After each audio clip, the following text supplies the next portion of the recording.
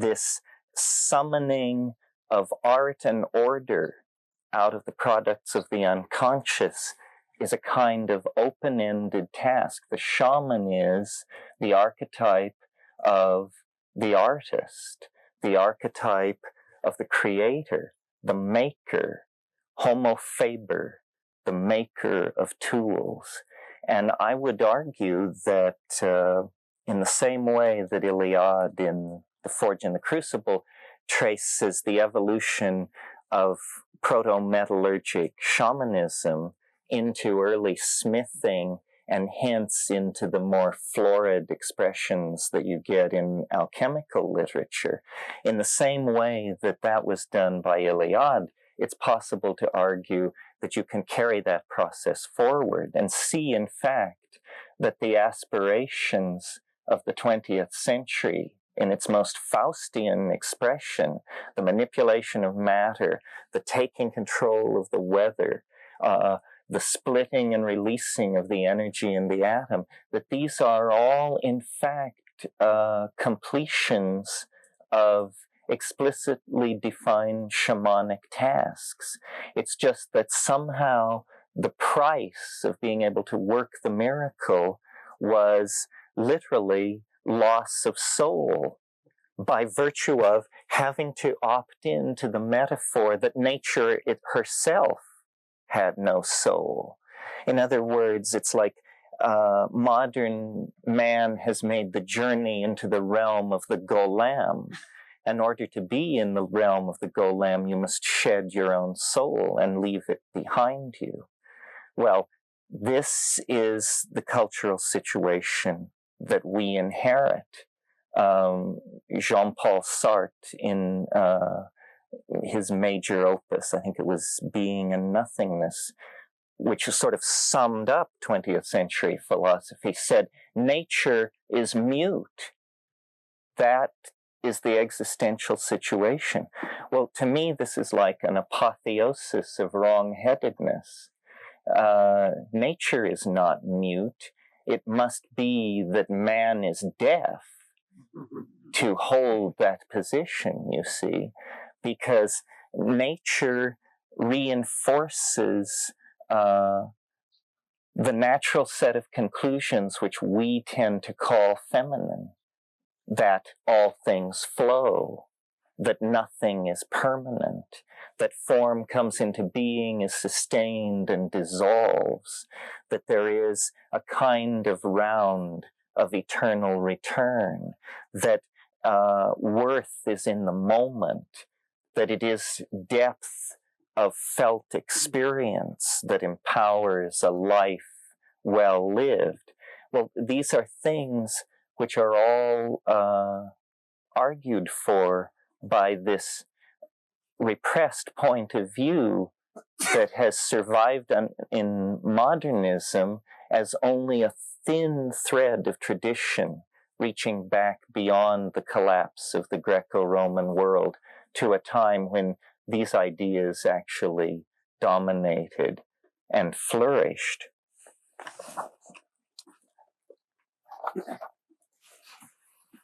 But I want to also talk about what I think of as the shaman as model, as personal model.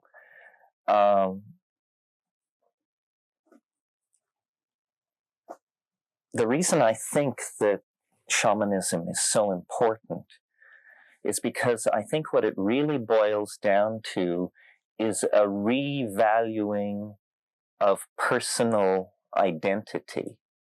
And that when you strip away the feathers and the chants and all the anthropological gimcrackery that goes along with it, what makes it so compelling and so attractive is that it is a more authentic state of being, somehow. Now, why? It seems to me that the reason why is because theories about the world are based on direct experience. The shaman is a kind of provisional scientist.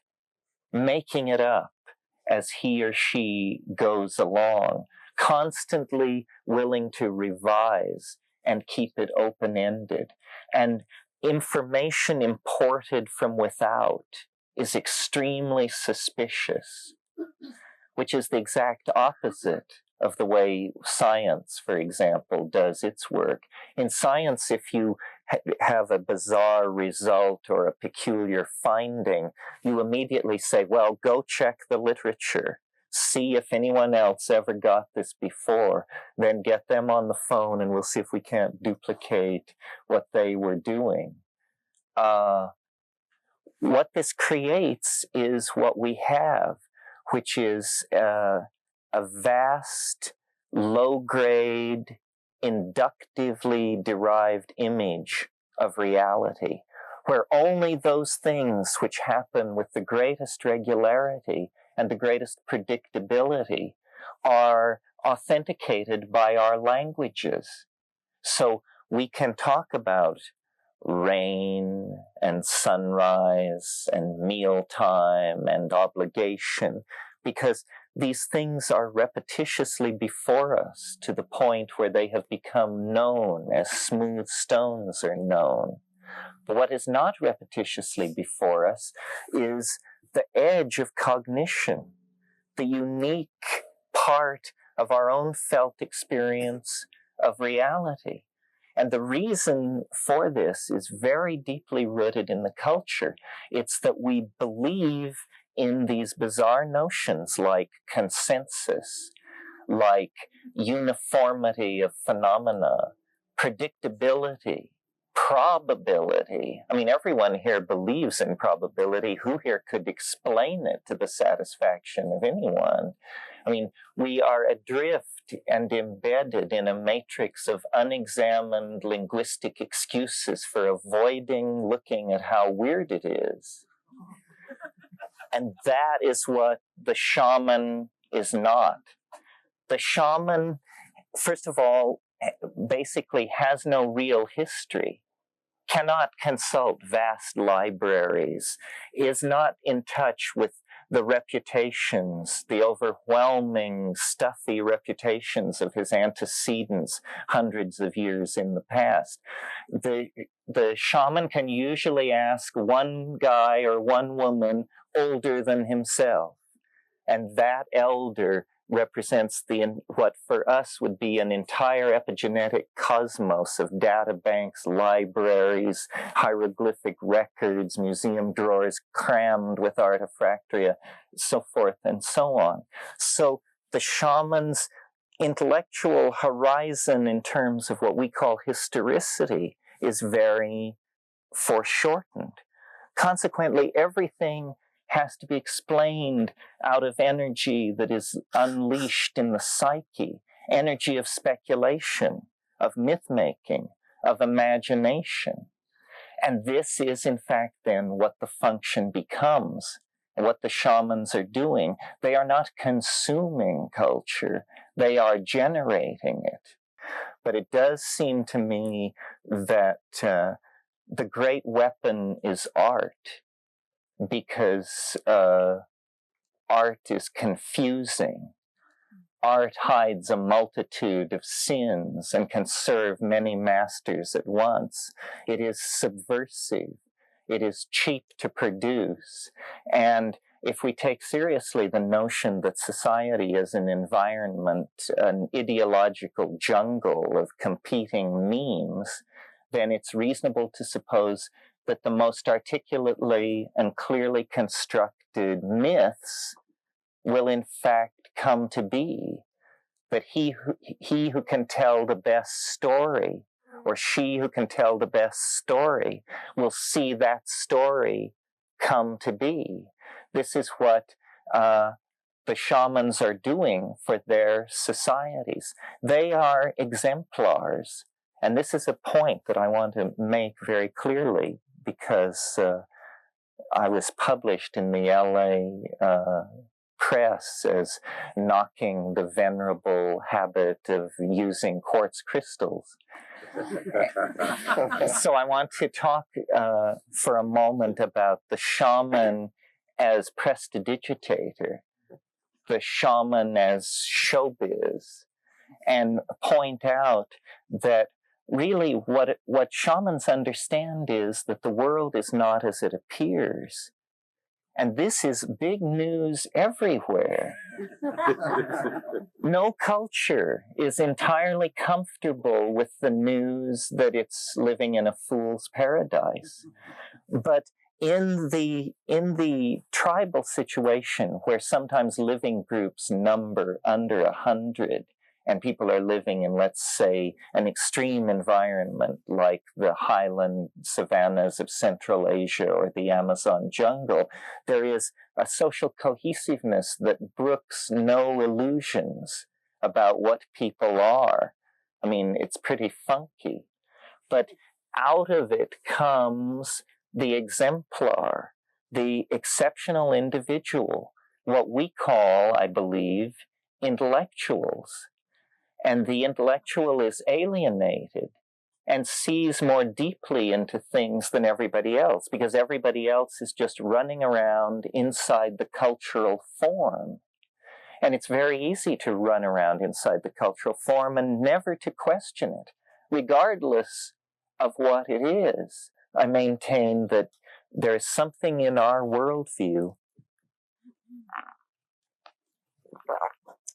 that mitigates against us taking seriously the notion that the world is really made of ideas. We have a great clinging need to believe that the world is really made of very solid stuff. This is our anxiety. This is a part of why the message of the feminine is so unwelcome, because it says, as Heraclitus said, pantit rea, all flows. Everything is in motion. The hardest truth there is to learn is that everything is lost. You know, things come into being and then they leave being. People, children, marriages, empires, continents, species, star systems, they just come into being and they're fully there, you know, in the poignancy of the moment, that absolute pristine moment of fully realized being. And then they are replaced. And there is a constipated resistance to this in Western society. And yet, plunging into the depths of the felt experience of the now inevitably brings up this flowing river, the passing of the causal mechanisms, the rising and falling of samskaric intent. And shamanism achieves this through symbiosis with plants. I think that we have not at all taken seriously enough the notion that we are existentially ill at ease if we do not have symbiotic relationships with plants. That in fact, the thing which distinguishes us from other primates and most other mammals is that we have this apparently innate predilection to addict to everything, to our mates, to territory, to certain kinds of food, to behavioral patterns of all sorts, to sex, to structures of animosity. And when you get into talking about fixations on food, you're moving very close to the shamanic portal of discovery of hyperspace, which is, of course, the psychoactive properties of plants. Now, there are two ways to talk about the phenomenon of psychoactivity in plants, either as a kind of fortuitous piece of good luck that somehow the brain's ordinary dynamics are chaotically disrupted by these almost but not quite neurotransmitters, and out of the resulting chaos, a still higher level of brain organization creates a wonderful myth of meaning. And this myth of meaning can't be taken seriously because it's a interior description of a pharmacologically induced state of chaos. You see, this idea keeps saying no meaning. Important to preserve the concept that there is no meaning in ecstasy. But the fact of the matter is that the experience is almost entirely epistemic and noetic. It is not chaotic. Chaotic is something that it appears to be to the neophyte. And very few of its critics have ever persisted into expertise, because it's much easier to slip away and write your informed denunciation. So it's very... So the other view is that actually this constitutes a true mystery, the most unlikely of all things that you might hope or expect to encounter. That in fact, what is called the ordinary mundane world is not ordinary or mundane at all.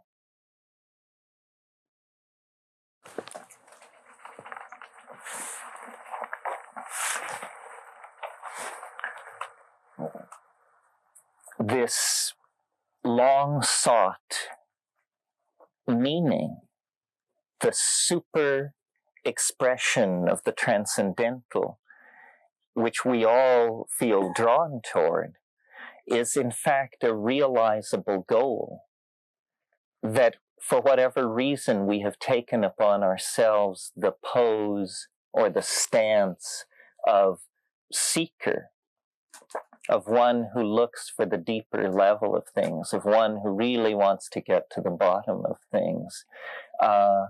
In the phenomenon of shamanism and the idea of taking it as a model, you have to confront the possibility that these things can actually be accomplished, that it is not as orthodox traditions of all sorts seem to insist, which is that you can only do it on tippy toes and with bowed head and over 40 years and with a lot of discipline and subservience.